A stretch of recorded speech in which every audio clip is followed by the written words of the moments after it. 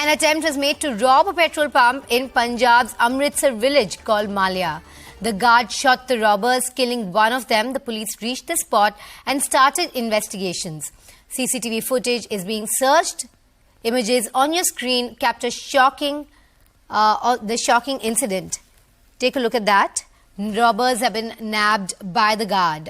We're joined by my colleague Rajiv Sharma, who brings us more details on this. Very good morning to Rajiv. ये हादसा हमारे screens पे हम देख रहे हैं. ये आर्म्ड रॉबरी एग्जैक्टली कैसे हुआ, कौन है इसके पीछे, प्राइमा फेसी इन्वेस्टिगेशन से क्या बाहर आया है अब तक?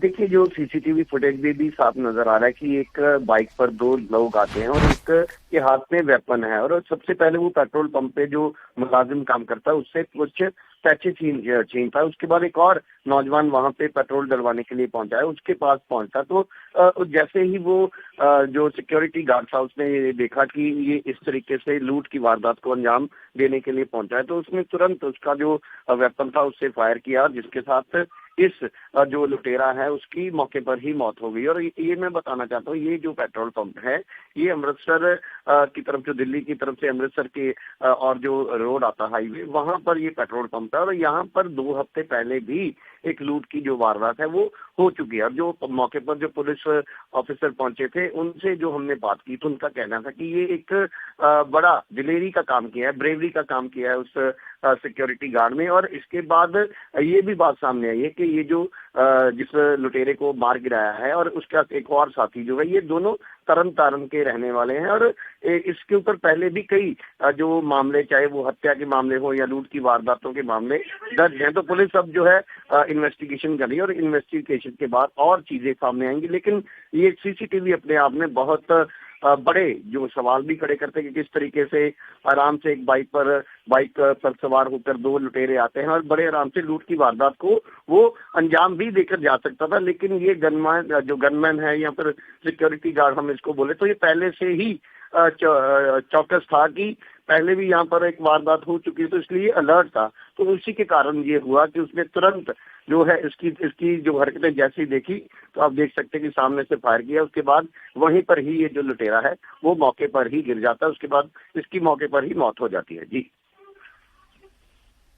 Well, it's very timely action by the guard for sure, as you're pointing out, Rajiv, and a very brazen attempt by the robbers. This once again puts into the spotlight the law and order situation in Punjab, especially on the highways. Can you take us through the last few months? Has the law and order situation on the highways bettered, or is this just one more incident coming in from the crime-fraught highway and that entire area which is still suffering from loss of law and order?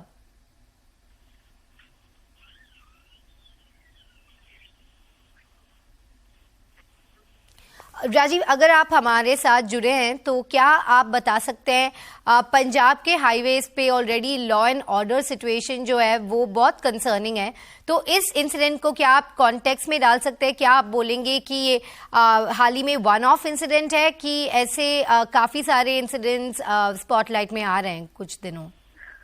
देखिए, सबसे बड़ी जो समस्या है ये पंजाब में जो drugs की समस्या के कारण ही ये सारी लूट की वारदातें होती है, क्योंकि अब तक जितने भी केस पुलिस ट्रेस कर चुकी है उस मामले में यही बात सामने आती है कि ये लोग नशे के आदी है और नशे के लिए ये जब इनके पास पैसे नहीं होते तो ये लूट की वारदातों को अंजाम देते हैं. तो यही कारण है. और जहां तक आपने कहा कि इस हाईवे के साथ अगर कंसर्न की बात करें तो इसी पेट्रोल पंप पर 2 हफ्ते पहले लूट हुई थी. तो जिस तरह मैंने पहले भी बताया कि इसीलिए इसी का कारण था कि ये जो सिक्योरिटी गार्ड है या पेट्रोल पंप के जो बाकी स्टाफ मेंबर्स हैं तो पहले से अलर्ट थे कि दोबारा ऐसी कोई वारदात यहाँ पर ना हो. तो जैसे ये नौजवान, हो सकता है कि यही लोग हों जिन्होंने पहले इस लूट की वारदात को अंजाम दिया हो और 2 हफ्तों में पुलिस इन तक नहीं पहुंच पाई तो इनको लगा होगा कि शायद दोबारा फिर वहीं पे जाके ऐसी वारदात की जा सकती है. हालांकि ये एक इन्वेस्टिगेशन का पार्ट है, जांच की जा रही है. पुलिस इसका जो दूसरा साथी है उसकी भी जो है तलाश में जुटी हुई है। लेकिन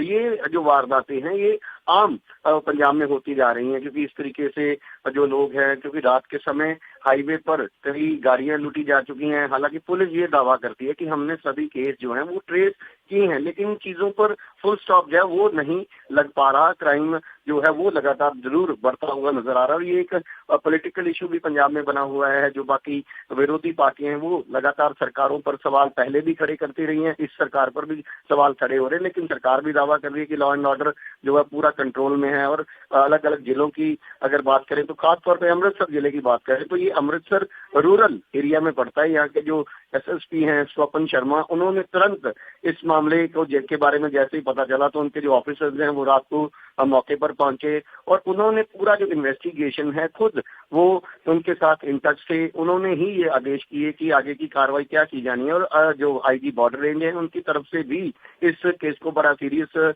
लिया जा रहा है, सीरियसली, और इस मामले में वो एक खुलासा भी कर सकते हैं। जो दूसरा This brings to fore the shocking lapse of law and order, especially when it comes to the highways of Punjab, or even when you take a look at North India. And it was the timely action and instantaneous action of the guard that saved the day. On that note, I'm going to be taking a very short break, but stay with us. We'll be right back.